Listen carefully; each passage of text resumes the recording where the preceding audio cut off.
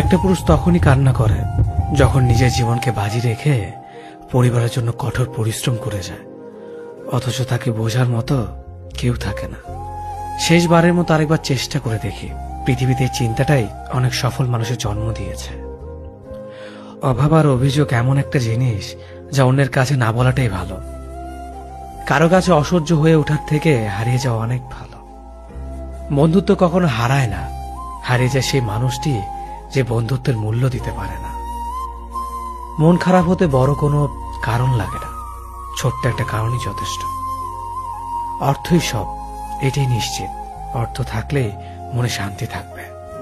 মানুষ পরিস্থিতির কাছে সবসময় অসহায়। মানুষ ইচ্ছে করে কখনো কষ্ট পেতে চায় না, কারো কাছে লজ্জিত হতে চায় না।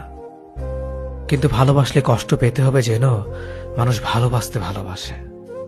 জীবনে তারা বেশি কাঁদে যারা 10 জনকে নয়, একজনকে মন থেকে ভালোবাসে। পরিবারের সাথে ধৈর্য রাখা হলো ভালোবাসা, অন্য মানুষের সাথে ধৈর্য রাখা হলো সম্মান করা। নিজের সাথে ধৈর্য রাখা হলো আত্মবিশ্বাস, এবং আল্লাহর সাথে ধৈর্য রাখা হলো বিশ্বাস। কারো ভালো থাকাটা কেড়ে নিয়ে তাকে ভালো থেকো বলে সান্ত্বনা দেওয়াটা পৃথিবীর সবচেয়ে বড় অপরাধ। যোগাযোগ বন্ধ করে চুপ করে থাকার অর্থ সবসময় অভিমান হয় না, কিছু কিছু সময় সম্পর্ক এগিয়ে না নিয়ে যাওয়ার ইঙ্গিত হয়। এটাই সত্যি। আজকাল মিথ্যে কথার চেয়ে সত্যি কথা বললে সম্পর্ক নষ্ট হয় বেশি। বিশ্বাস ছাড়া কোনো সম্পর্ক বেশি দিন যায় না, হোক না সেটা বন্ধুত্ব কিংবা ভালোবাসা। তুলসী পাতা না হয়ে তামাক পাতা হও, যাতে যে তোমাকে পুরাবে সেও নিজেও মরবে। আজকের দিনে ভদ্রতার কোনো মূল্য নেই, কারণ ভদ্রলোককে সবাই দুর্বল মনে করে।